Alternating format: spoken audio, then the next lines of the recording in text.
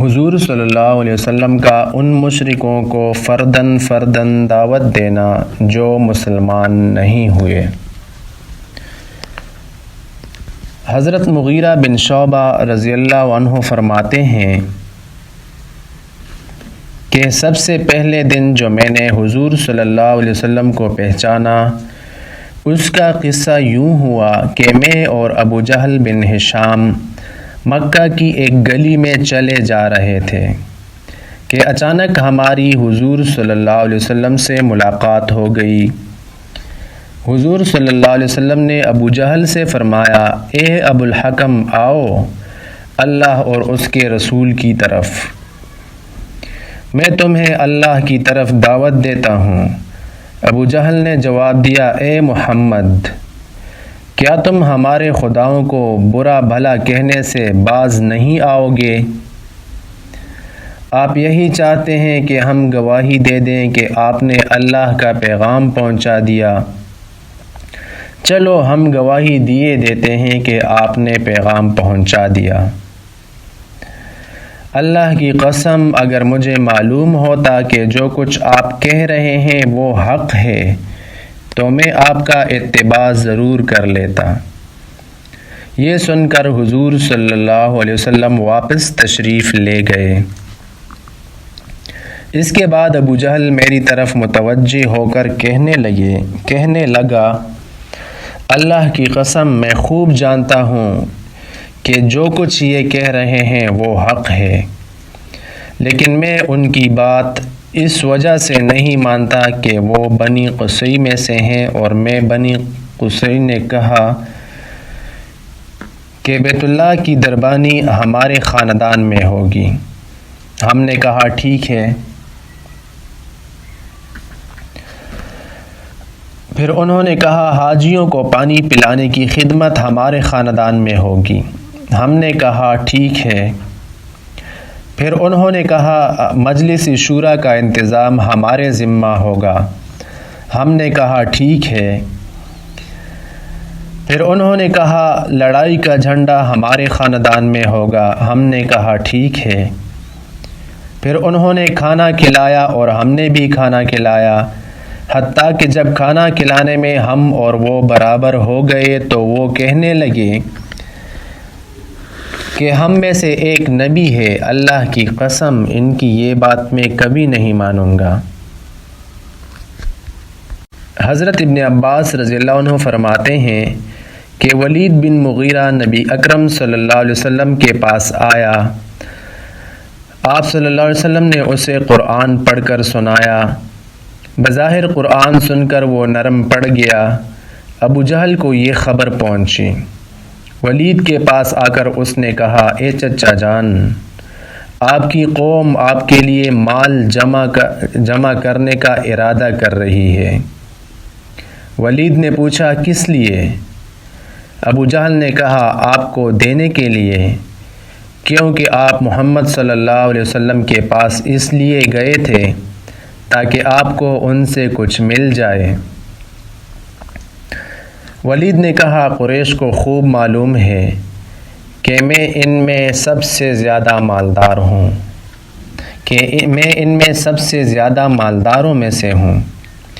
مجھے محمد سے مال لینے کی ضرورت نہیں ہے۔ ابو جہل نے کہا،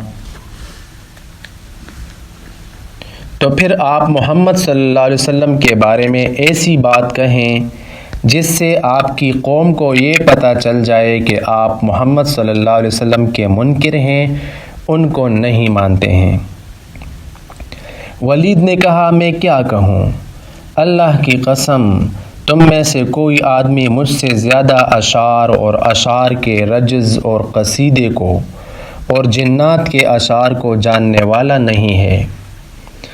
اللہ کی قسم، وہ جو کچھ کہتے ہیں وہ ان میں سے کسی چیز کے مشابہ نہیں ہے، اور اللہ کی قسم، وہ جو کچھ فرماتے ہیں اس میں بڑی حلاوت اور مزہ اور بڑی خوبصورتی اور کشش ہے، اور وہ جو کچھ فرماتے ہیں وہ ایسا تناور درخت ہے جس کا اوپر کا حصہ خوب پھل دیتا ہے اور نیچے کا حصہ خوب سرسبز ہے، اور آپ کا کلام ہمیشہ اوپر رہتا ہے، کوئی اور کلام اس سے اوپر نہیں ہو سکتا، اور آپ کا کلام اپنے سے نیچے والے کلاموں کو توڑ کر رکھ دیتا ہے۔ ابو جہل نے کہا، آپ کی قوم آپ سے اس وقت تک راضی نہیں ہوگی جب تک آپ ان کے خلاف کچھ کہیں گے نہیں۔ ولید نے کہا، اچھا ذرا ٹھہرو، میں اس بارے میں کچھ سوچتا ہوں۔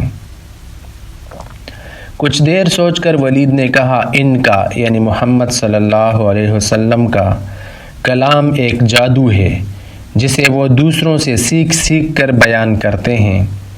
اس پر قرآن مجید کی یہ آیات نازل ہوئیں، اعوذ باللہ من الشیطان الرجیم، ذرنی ومن خلقت وحیدا وجعلت له مالا ممدودا وبنین شہودا، جن کا ترجمہ یہ ہے، چھوڑ دے مجھ کو اور اس کو جس کو میں نے بنایا اکا، اور دیا میں نے اس کو مال پھیلا کر اور بیٹے مجلس میں بیٹھنے والے۔ حضور صلی اللہ علیہ وسلم کا دو آدمیوں کو دعوت دینا۔ حضرت معاویہ رضی اللہ عنہ فرماتے ہیں کہ حضرت ابو سفیان رضی اللہ عنہ اپنی بیوی ہندہ کو اپنے پیچھے سواری پر بٹھا کر اپنے کھیت کی طرف چلے۔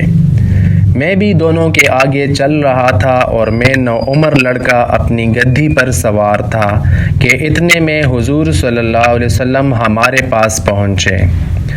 ابو سفیان نے کہا، اے معاویہ، نیچے اتر جاؤ تاکہ محمد سوار ہو جائیں۔ چنانچہ میں گدھی سے اتر گیا اور اس پر حضور صلی اللہ علیہ وسلم سوار ہو گئے۔ آپ صلی اللہ علیہ وسلم ہمارے آگے آگے کچھ دیر چلے، پھر ہماری طرف متوجہ ہو کر فرمایا، اے ابو سفیان بن حرب، اے ہندہ بنت عتبہ، اللہ کی قسم تم ضرور مرو گے، پھر تم کو دوبارہ زندہ کیا جائے گا، پھر نیکوکار جنت میں جائے گا اور بدکار دوزخ میں، اور میں تم کو بالکل صحیح اور حق بات بتا رہا ہوں، اور تم دونوں ہی سب سے پہلے اللہ کے عذاب سے ڈرائے گئے ہو۔ پھر حضور صلی اللہ علیہ وسلم نے حامیم تنزیل من الرحمن الرحیم سے لے کر قالتا اتینا طائعین تک آیات تلاوت فرمائیں۔ تو ان سے ابو سفیان نے کہا، اے محمد، کیا آپ اپنی بات کہہ کر فارغ ہو گئے؟ آپ صلی اللہ علیہ وسلم نے فرمایا، جی ہاں، اور حضور صلی اللہ علیہ وسلم گدھی سے نیچے اتر آئے اور میں اس پر سوار ہو گیا۔ حضرت ہندہ نے حضرت ابو سفیان کی طرف متوجہ ہو کر کہا، کیا اس جادوگر کے لیے تم نے میرے بیٹے کو گدھی سے اتارا تھا؟ ابو سفیان نے کہا، نہیں، اللہ کی قسم، وہ جادوگر اور جھوٹے آدمی نہیں ہیں۔ حضرت یزید بن رومان رحمۃ اللہ علیہ کہتے ہیں، حضرت عثمان بن عفان اور حضرت طلحہ بن عبید اللہ رضی اللہ عنہما دونوں حضرت زبیر بن العوام رضی اللہ عنہ کے پیچھے پیچھے چلے اور دونوں حضور صلی اللہ علیہ وسلم کی خدمت میں حاضر ہوئے۔ حضور صلی اللہ علیہ وسلم نے دونوں پر اسلام کو پیش فرمایا اور قرآن پڑھ کر سنایا، اور دونوں کو اسلام کے حقوق بتائے اور ان دونوں سے اللہ کی طرف سے اکرام و اعزاز ملنے کا وعدہ فرمایا۔ چنانچہ وہ دونوں ایمان لے آئے اور دونوں نے تصدیق کی۔ حضرت عثمان رضی اللہ عنہ نے عرض کیا، یا رسول اللہ، میں ابھی ملک شام سے چلا آ رہا ہوں۔ اس سفر میں ایک عجیب واقعہ پیش آیا کہ ہم لوگ معان اور زرقاء کے درمیان ٹھہرے ہوئے تھے اور ہماری حالت سونے والوں جیسی تھی کہ اچانک کسی پکارنے والے نے بلند آواز سے پکار کر کہا، اے سونے والو اٹھو، کیونکہ مکہ میں احمد صلی اللہ علیہ وسلم کا ظہور ہو گیا ہے۔ چنانچہ ہم مکہ میں آئے تو آتے ہی آپ کی خبر ہم نے سنی، اور حضرت عثمان رضی اللہ عنہ شروع زمانہ میں ہی حضور صلی اللہ علیہ وسلم کے دار ارقم میں تشریف لے جانے سے پہلے مسلمان ہو گئے تھے۔ حضرت عمار بن یاسر رضی اللہ عنہما فرماتے ہیں، دار ارقم کے دروازے پر حضرت صہیب بن سنان رضی اللہ عنہ سے میری ملاقات ہوئی، اور اس وقت حضور صلی اللہ علیہ وسلم دار ارقم میں تشریف فرما تھے۔ میں نے حضرت صہیب رضی اللہ عنہ سے کہا، کس ارادے سے آئے ہو؟ انہوں نے مجھ سے پوچھا کہ تم کس ارادے سے آئے ہو؟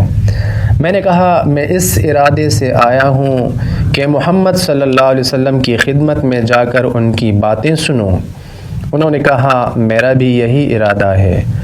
چنانچہ ہم دونوں حضور صلی اللہ علیہ وسلم کی خدمت میں حاضر ہوئے۔ آپ صلی اللہ علیہ وسلم نے ہم پر اسلام پیش فرمایا، ہم دونوں مسلمان ہو گئے۔ پھر اس دن شام تک ہم وہیں ٹھہرے رہے، پھر وہاں سے ہم چھپ کر نکلے۔ حضرت عمار رضی اللہ عنہ اور حضرت صہیب رضی اللہ عنہ 30 سے کچھ زیادہ مسلمانوں کے بعد مسلمان ہوئے۔ حضرت خبیب بن عبد الرحمن رحمۃ اللہ علیہ کہتے ہیں، حضرت اسعد بن زرارہ اور ذکوان بن عبد قیس رضی اللہ عنہما مدینہ سے مکہ عتبہ بن ربیعہ سے اپنا کوئی فیصلہ کروانے کے لیے چلے۔ وہاں آ کر دونوں نے نبی اکرم صلی اللہ علیہ وسلم کے بارے میں کچھ سنا۔ وہ دونوں حضور صلی اللہ علیہ وسلم کی خدمت میں حاضر ہوئے۔ آپ صلی اللہ علیہ وسلم نے ان دونوں پر اسلام پیش فرمایا اور ان کو قرآن پڑھ کر سنایا۔ وہ دونوں مسلمان ہو گئے اور عتبہ بن ربیعہ کے قریب بھی نہ گئے، اور ویسے ہی مدینہ واپس چلے گئے، اور یہ دونوں سب سے پہلے مدینہ میں اسلام کو لے کر پہنچے۔